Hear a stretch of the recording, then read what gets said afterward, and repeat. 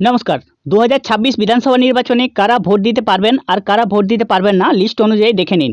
SIR list থেকে অনেকের নাম ডিলিট হয়ে গেছে, এবার অনেকের নাম আন্ডার অ্যাডজুডিকেশনে রয়েছে। সেক্ষেত্রে 2026-এর 23শে এপ্রিল এবং 29শে এপ্রিল যে ভোট গ্রহণ হবে বিধানসভা কেন্দ্রে, সেখানে আপনারা ভোট দিতে পারবেন কিনা, লিস্ট অনুযায়ী আপনার নাম আছে কিনা আপনি দেখে নেবেন। লিস্টে যাদের নাম থাকবে তারাই ভোট দিতে পারবে, অন্যরা পারবে না। তো চলুন লিস্টটা কীভাবে আপনারা দেখবেন, অবশ্যই ভিডিওটি পুরোপুরি দেখবেন। আর বেঙ্গল সার্চ ইউটিউব চ্যানেলকে সাবস্ক্রাইব করে পাশে রাখা বেল নোটিফিকেশনটি অলে প্রেস করে দেবেন। ফেসবুক থেকে দেখলে পেজটিকে অবশ্যই ফলো দিয়ে রাখবেন। পশ্চিমবঙ্গে বিধানসভা নির্বাচন হবে 23শে এপ্রিল এবং 29শে এপ্রিল। এই দুদিন বিধানসভা নির্বাচনে কোন ভোটার ভোট দিতে পারবেন এবং কোন ভোটার ভোট দিতে পারবেন না, সেটা লিস্ট অনুযায়ী আপনারা মিলিয়ে নেবেন। অনেকের নাম অ্যাডজুডিকেশনে ছিল এবং অনেকের নাম ডিলিটেড লিস্টে ছিল। তো সেক্ষেত্রে তারা ভোট দিতে পারবেন কিনা, যদি লিস্টে তাদের নাম থেকে থাকে অবশ্যই সেটা আপনারা মিলিয়ে নেবেন। আর লিস্টটা আপনারা মোবাইলের মাধ্যমে দেখতে পারবেন। তো লিস্টটা দেখার জন্য প্রথমে আপনাদেরকে voters.eci.gov.in যে অফিসিয়াল পোর্টালটি রয়েছে, আপনাদেরকে অফিসিয়াল পোর্টালে চলে আসতে হবে। এখানে আসার পর আপনাকে লগ ইন বা সাইন আপ করতে হবে না। একটু নিচের দিকে আপনি স্ক্রল করে চলে আসবেন, অনেকগুলো অপশন এর মধ্যে পেয়ে যাবেন। তার মধ্যে একেবারে নিচের দিকে দেখবেন এখানে একটি অপশন পেয়ে যাবেন, ডাউনলোড ইলেকটোরাল রোল অপশন রয়েছে। ডাউনলোড ইলেকটোরাল রোল অপশনে ক্লিক করতে হবে আপনাকে।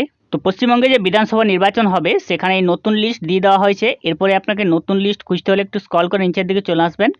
প্রথমে আপনাকে আপনার স্টেট সিলেক্ট করতে হবে, রাজ্য। এখান থেকে ওয়েস্ট বেঙ্গলটি আপনি নিয়ে আসবেন, সবার নিচে থাকবে। নিয়ে আসার পর এখানে রয়েছে 2026, এটা 2026-এই থাকবে।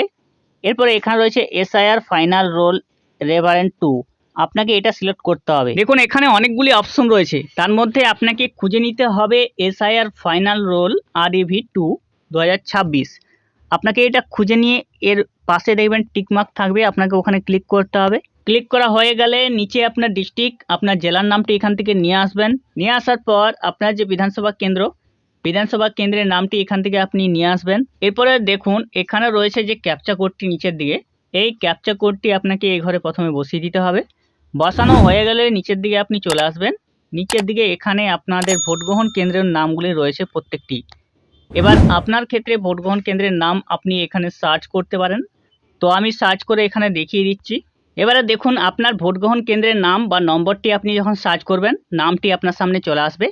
এরপরে পাশে দেখবেন একটি বক্সের টিকমার্ক আপনাকে করতে হবে, বক্সটিতে আপনি টিকমার্ক করে দেবেন। এরপর ওপরের সাইডে দেখবেন ডাউনলোড সিলেক্টেড পিডিএফস, যে পিডিএফটা ডাউনলোড করার জন্য সিলেক্ট করলেন, টিকমার্ক করলেন, সেটা ডাউনলোড করতে হবে। স্ট্যাটাস প্রোগ্রেস দেখবেন ডাউনলোড হয়ে যাবে আপনার। এরপর ওপরের সাইডে ডাউনলোড থাকবে, তো আপনি সেটাকে ওপেন করে নেবেন। আপনি যেখানে ভোট দান করেন সেই ভোট কেন্দ্রের পুরো লিস্টটা এখানে চলে আসবে। এবারে লিস্টে দেখুন, লিস্টে যাদের নাম ডিলিট হয়ে গেছে তাদের নামগুলোই এখানে রয়েছে, কিন্তু ডিলিট হওয়া নামের পেছনে রয়েছে deleted after adjudication by judicial officer.